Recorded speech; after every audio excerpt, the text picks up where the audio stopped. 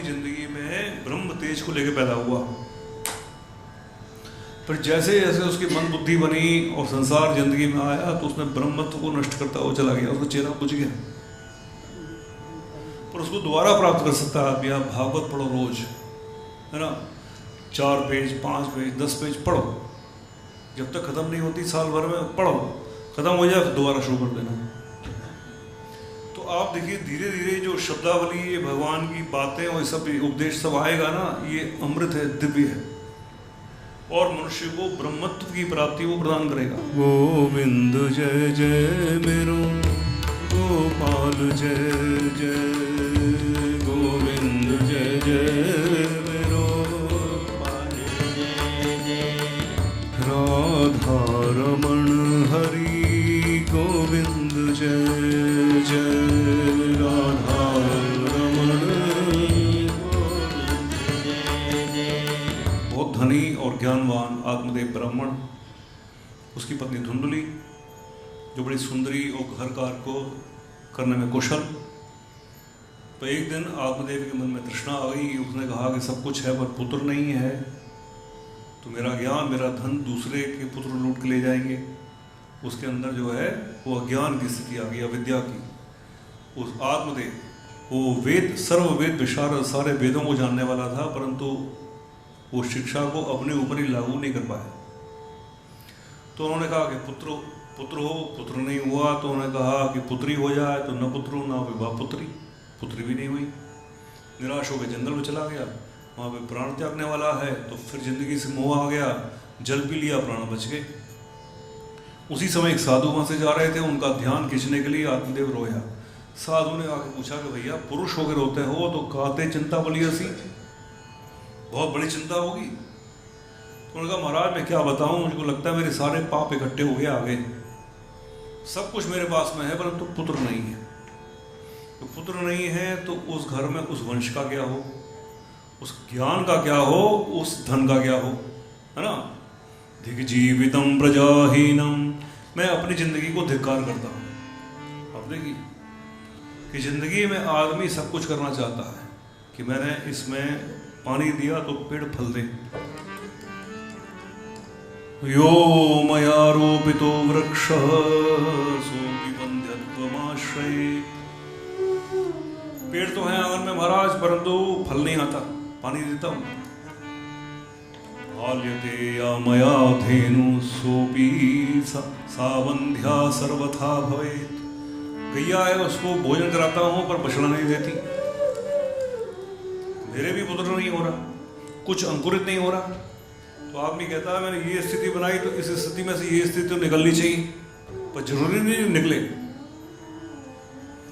तो साधु ने उसकी भालाक्षर माला, उसके माथे की रेखाओं को पढ़ लिया, पर क्या पढ़ा बताया नहीं। उसने कहा भैया देखो, मुंचा ज्ञानम प्रजारूपम बलिष्ठा कर्मणो गति, कर्म की गति बहुत बलवान है, इस संतान की इच्छा को छोड़ दो। विवेकम तो समासात, तुम तो ज्ञानी आदमी हो, शास्त्र को जानने वाले हो, उपदेश करने वाले हो, है ना। त्यज संसार वासनाम, इस संसार की वासना को छोड़ दो। क्योंकि पुत्र हुआ और जिस कामना के लिए तुम चाहते हो वो उसने नहीं किया तो, है ना। इसलिए जो भगवान पे छोड़ दो पुत्र की कामना। होना है तो पुत्र हो जाएगा, नहीं होना है तो भी ठीक। रे मुंचाद्य कुटुंबाशाम संन्यासे सर्वथा सुखम। संन्यास धारण करो। संन्यास क्या है कि भगवान पे छोड़िए आप, जो काम आप करना चाहते हैं हो रहा है, होएगा कि नहीं, कर्म करते रहो, और होएगा कि नहीं वो उसको मालूम, वो हमको मालूम नहीं। तो इसलिए तुम ज्ञानी हो, तुमको उपदेश करने का शक्ति दिया भगवान ने, आपको दिया है। आप उपदेश करो, सबका कल्याण करो, ये पुत्र को छोड़ो। पर आत्मदेव नहीं माना, उसने जिद की। उन्होंने कहा मैं तो मर जाऊंगा आपके सामने यदि आपने नहीं कुछ किया। तो आत्मदेव, उस साधु ने कहा मेरे पास जादू टोना नहीं है। उन्होंने भगवान की प्रार्थना करके एक फल दे दिया उसको, इदम भक्षय पत्निया तुम, यदि तेरी पत्नी खा लेगी तो पुत्र हो जाएगा, यदि खा लेगी तो। इसी प्रकार से आदमी भागवत में उपदेश को अपने कर्म में लागू कर दे तो। श्रवणम तु कृतम सर्वैः, कथा में उपदेश को सभी सुन तो लेते हैं, तथा मननम कृतम, उसके बारे में सोचते नहीं है ना। तो यदि वो उसको मनन कर ले, मनन करते ही वो उसके आचरण में आ जाएगा। पर आदमी नहीं कर रहा तो कथा फायदा कैसे करे। और वो भगवान की कृपा को न माने तो पुत्र कैसे हो। यदि तेरी पत्नी खा लेगी, गर्भवती हो जाए तो गर्भकाल में सत्य बोले, पवित्रता से रहे, दया करे और दया बनाने के लिए थोड़ा सा दान दे और एक वक्तम तो भोजनम, एक ही समय भोजन करे। पुत्रो अति निर्मल, वो निर्मल पुत्र की प्राप्ति होगी, है ना। तो उसी प्रकार से हर आदमी के लिए उपदेश है कि हम जिंदगी में तो झूठ न बोलना पड़े, ऐसा सोचो, झूठ नहीं बोलना पड़े। क्योंकि हर झूठ ने बोलने की एक परत और बन जाती है, फिर उसकी एक 100 परत बन जाती है, एक झूठ की 100 परत।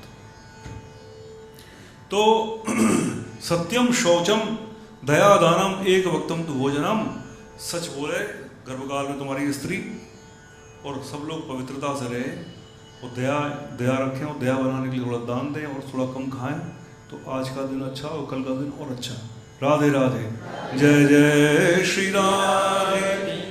वो आत्मदेव ने ये सब कुछ नहीं सुना, उसने तो फल लिया और जाके पत्नी को दे दिया, खा ले, वो चला गया। वो पत्नी ऐसी थी, वो सोचती थी कि स्त्री को या तो पुत्र नहीं हो, पति भी ना हो तो ज़्यादा अच्छा, स्वतंत्र जिंदगी, ऐसे सोच थी उसकी। वो देखती है कि ये आफत कहाँ से आई मेरे हाथ में। वो गई अपनी सखी के साथ, बोले ये तो पति ले आए फल, तो क्या करूं। उसकी जो मित्र थी बड़ी कुटिल, उसने कहा कि गैया के चारे में फेंक दे, गैया खा जाएगी। क्योंकि अब जो है झूठ को छुपाना भी बड़ा कठिन हो जाता है। राधे राधे, है ना। चोर जो है ना, झूठ को कहाँ छुपाए, तो गैया के चारे में डाल दे, वो खा जाएगी। और मैं तो गर्भवती हूँ, समय आने पे मैं अपनी संतान तेरे को बेच दूंगी। सौदा पक्का हो गया और गैया खा गई, और गैया ने समय पे एक सुंदर बालक को जन्म दे दिया। उसके लंबे लंबे कान, उसका नाम पड़ा गोकर्ण। और जो दूसरा बालक खरीद के लाया गया, स्नान शौच क्रियाहीनो, स्नान नहीं करना चाहता, कीड़ा मकोड़ा खा ले, खिलौना तोड़ दे, चाकू से खेले, अपने ही मित्रों में द्वेष करे, घर में चोरी करे, झूठ बोले, ऐसा वातावरण उसने दिखाया। तो नामकरण का संस्कार आया, समय आया, तो आत्मदेव ने कहा इसका नाम कर देते ब्रह्मदेव। राधे राधे, हाँ। तो ब्रह्मदेव। तो पहले क्या होता था कि जैसे शादी ब्याह होते थे ना, तो अब पत्नी का नाम है रिंकी, समझो भाई, गोरी होगा तो उसका नाम लिख दिया पिंकी, ऐसे कर दिया, ऐसे कुछ करते होंगे। तो उसका नाम बदल देते, उसका नाम कर दिया नारायणी, उसका नाम कर दिया सरस्वती, है ना। तो ऐसे जो है दिव्य नाम में परिवर्तित उसको कर देते थे। दीक्षा भी होती है तो मनुष्य को पहले तो नाम बदल देते, उसका दिव्य नाम कर देते हैं, है ना। तो स्वामी विवेकानंद का नाम पहले कुछ और था, फिर नाम ये दीक्षित नाम स्वामी विवेकानंद, ऐसे पड़ा महाराज, है ना। तो नाम मात्रा प्रतिष्ठितम, उस नाम के अंदर वो गुण है, तो थोड़ा सा तो रस उसके माथे में आ ही जाएगा। जो जीव से लेगा उसका भी कल्याण होएगा। तो लिख दिया नारायणी, उसका नाम कर दिया सरस्वती, ऐसे। तो उसकी पत्नी बीच में आ गई, उसने कहा कि मैं धुंधुली और मेरे पुत्र का नाम पड़ेगा धुंधकारी। वो राजनीति करती है घर में कि आत्मदेव ब्रह्मदेव ये दोनों एक दल हो जाएंगे, मैं अकेली बढ़ गई, तो इसलिए मेरा दल ज्यादा होना चाहिए बहुमत में। तो धुंधकारी और धुंधुली, स्त्रियां बहुत सी करती हैं, तो करना नहीं चाहिए ऐसे। गोविंद जय जय गोपाल जय। दोनों बालक बड़े हुए, गोकर्ण संत हो गए, साधु, और वो पुस्तकों से खेलते थे, भागवत से, रामायण से। वो धुंधकारी दुष्ट हो गया, घर का आधा धन नष्ट कर दिया, पढ़ा लिखा नहीं। वो पिता ने माथा पकड़ा कि बंध्यत्वम तो समीचीनम को पुत्रो दुखदायक। एक पुत्र की स्थिति के पीछे में पागल था, पर पुत्र विहीन स्थिति ज्यादा अच्छी थी।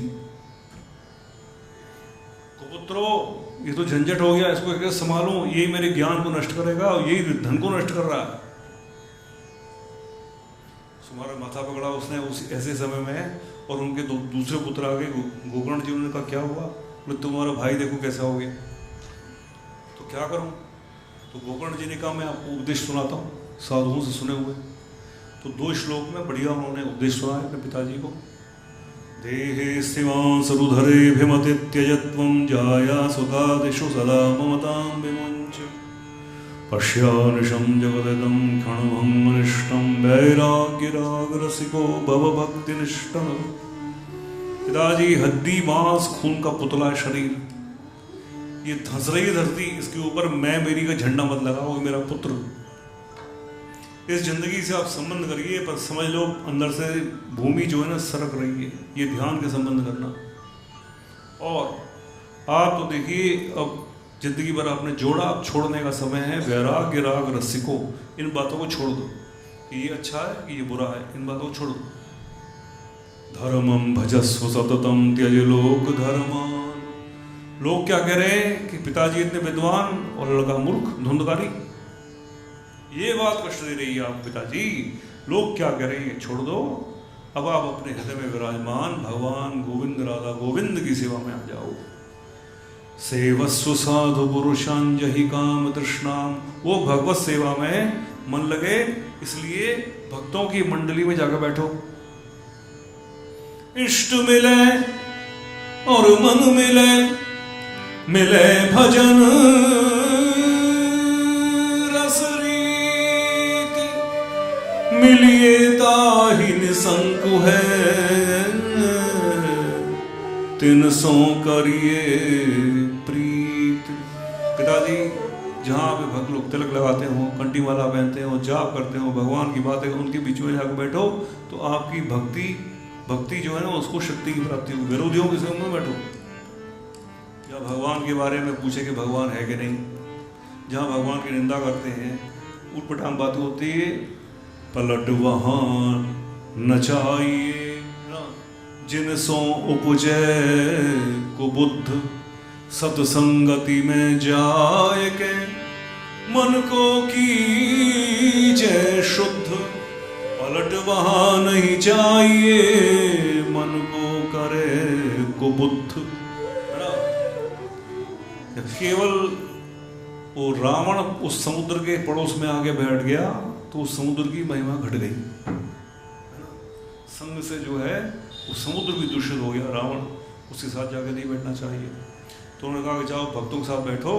सेवस्व साधु पुरुषं जहि काम तृष्णाम। ऐसी मित्र मंडली सोचो कि जो संतुष्ट हो गए हैं स्वभाव से, प्राप्ति से कुछ संतुष्टि आएगी। सबसे बड़ा जिंदगी में भ्रम है। संतोष जो है अपना अलग इलाका है, इसका किसी से कुछ लेना देना नहीं है। राधे राधे, बोलो राधा गोविंद भगवान की। अन्य से दोष गुण चिंतन माशुमुक्त्वा, स्तुति निंदा से अपने को दूर करो और सेवा कथा रसमहो नितराम पे बत्वम, एक घर छोड़ो, भगवान का भजन करो। अब जाओ।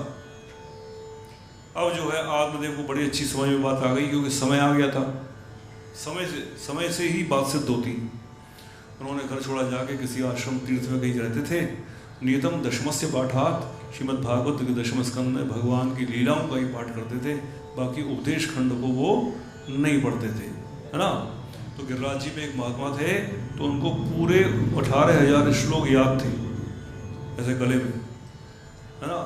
पर उसके बाद भी वो ये कहते थे कि भैया 18-19 जो श्लोक है नंदोत्सव के, है ना। नंद के आनंद भय जय कन्हैया लाल की, हाथी दीने घोड़ा दीने और दीने पूरे भजन की तरह ये भी रोज गा लो तो चलेगा। क्योंकि वो कहते थे कि यदि इसलिए 18-19 श्लोक आदमी ने पढ़ लिए, उसमें पूरी भागवत पढ़ ली, क्योंकि भागवत का उद्देश्य ही है जीवन को उत्सव में, भगवान के उत्सव में परिवर्तित करना। इसलिए भारतवर्ष के अंदर दिन का में 365 उत्सव ज्यादा है, दुगने तिगने। राधे राधे। हाँ, और काम धंधा आदमी क्यों करे कि उत्सव और अच्छे ढंग से बन जाए, इसलिए, और किसी ढंग से नहीं। और किसी कारण से करेगा तो ना भी रावण की भी टूट गई। इस संग्रह की जगह है ना, हिरण्यकश्यप को भी पेट फट गया। नंद के आनंद भय जय कन्हैया लाल की, हाथी दीने घोड़ा दीने। तो आत्मदेव केवल भगवान की लीलाओं का गान करते करते भगवान गोदी में चले गए। घर में बचे धुंधकारी और धुंधली, और उसने धुंधकारी ने कहा कि धन दो, और धुंधुली ने कहा कि बेटा धन समाप्त हो गया, तो बोला कि लकड़ी से पीटूंगा। ऐसे दुर्वचन सुन के कुएं में कूद गई माँ, प्राणांत कर लिया। अब धुंधकारी एक छत्र राजा घर में, परंतु पढ़ाई लिखाई करी नहीं, कमाई रोटी कैसे खा है, तो चोरी करके खाता था। चोरी करने की आदत पड़ गई और धन था भाग्य में तो धनी चोर बन गया। राधे राधे। देखिए पंडित निर्धन भी होते हैं, धनी भी होते हैं, और चोर निर्धन भी होते हैं और धनी भी होते हैं, नहीं। जिसके भाग्य पर कर्म का तरीका क्या है, बस ये देखना चाहिए। अब खूब खा खा के उसके शरीर में गर्मी आई तो व्यसन आया, तो 5 और व्यसनी लोगों को ले आया, और ये 6 लोग एक दूसरे के शरीर को भोगते थे और इसी में दिन रात पूरे होते थे। अब एक रात को जब सो रहा है धुंधकारी, तो उसके 5 जो साथी हैं उसका प्राणांत करके उसकी सारी संपत्ति को लूट के चले गए। अब जो है दूसरे जन्म में प्रेत योनि में उसका जन्म हुआ, क्योंकि अनिच्छा थी। राधे राधे। भगवान के कल दुनिया बंद करने वाला हूं, बोलो तैयार हो। आदमी कहे कि अभी तो दुकान जमी ही नहीं, गद्दी जमी नहीं, अभी तो सोने की सीढ़ी चढ़नी मेरे को, फिर हीरे की चढ़ूंगा, कौन कौन चढ़ूंगा, तो अभी कैसे, क्या देखना आदमी, है ना। तो क्योंकि मनुष्य की इच्छाएं, इसी के कारण आदमी तैयारी मनुष्य में वो गड़बड़ी ढीला है। तो यहाँ पे बहुत इच्छाएं थी धुंधकारी की, तो अगले जन्म में प्रेतत्व में आ गया। अब वो वायु के शरीर में घूमे, वाताहारेण जीवामी, बड़ा कष्ट महाराज। जिस आदमी का कोई आधार नहीं वो बड़ा कष्ट होता है। तो थोड़े दिन में उनके भाई तीर्थ यात्रा से लौट के आए गोकर्ण जी, घर सूना उसमें सो रहे हैं, तो भयंकर आकृति लेके प्रेत पैदा हो गया वहाँ पे। बोले कौन हो भाई, तो हम भ्राता त्वदीयोस्मि, आपका भाई हूँ, धुंधकारी इति नाम, मतलब धुंधकारी नाम का। तो अपने ही कर्मों से मैंने अपने ब्रह्मत्व को नष्ट कर लिया। राधे राधे। हाँ, आप देखिए हर आदमी जिंदगी में ब्रह्म तेज को लेकर पैदा हुआ, पर जैसे जैसे उसकी मन बुद्धि बनी और संसार जिंदगी में आया, तो उसने ब्रह्मत्व को नष्ट करता हुआ चला गया, उसका चेहरा बुझ गया। पर उसको दोबारा प्राप्त कर सकता है आदमी। आप भागवत पढ़ो रोज, है ना, 4 पेज 5 पेज 10 पेज पढ़ो, जब तक खत्म नहीं होती साल भर में पढ़ो, खत्म हो जाए दोबारा शुरू कर देना। तो आप देखिए धीरे धीरे जो शब्दावली, ये भगवान की बातें और सब उपदेश सब आएगा ना, ये अमृत है, दिव्य है, और मनुष्य को ब्रह्मत्व की प्राप्ति को प्रदान करेगा, है ना। इसलिए मनुष्य को ऐसा नियम है भागवत के कि 12 मतलब 12 जो अध्याय रोज मनुष्य को पढ़ने चाहिए भागवत के। संस्कृत में नहीं पढ़े तो हिंदी में पढ़ो, पर आदमी को फिर दूसरी जगह से अपना समय निकालना पड़ेगा, दूसरी जगह से समय चुरा के फिर भगवान को देना पड़ेगा, ठीक है ना। तो 12 जो है अध्याय मनुष्य को पढ़ने चाहिए भागवत के, पर वो चीज समय लेगी। समय आदमी किधर देना चाहता है। बोलो राधा रमन लाल की जय। तो कहता है कि मैंने ही अपने कर्मों से ब्रह्मत्व को नष्ट कर दिया। ओ बंदो कृपा संदो, मेरे भाई मेरे लिए कुछ करो। तो गोकर्ण जी ने कहा हमने तो गया में जाके श्राद्ध किया, बद्रीनाथ में तर्पण किया, बड़ा आश्चर्य है कि आपका नहीं हुआ, मुक्ति नहीं हुई। तो अगर नहीं होगा सोचो, सब जगह पूछा, बोले यही करो, पिंडदान दो, श्राद्ध करो, तर्पण करो, बोले सब कर दिया। सब जगह से निरुत्तर होके और गोकर्ण जी ने फिर सूर्य भगवान पे ध्यान लगाया। तुभ्यं नमो जगत साक्षी, ब्रूहि मे मुक्ति हेतुकम्, तदश्रुत्वा दूरतः सूर्यः स्फुट्यमित्यभ्यभाषत। ये सूर्य भगवान, मेरे भाई की मुक्ति कहाँ छुपी है? आपकी किरण तो हर जगह जाती है, आपको सब मालूम है, मेरे भाई की मुक्ति कहाँ है?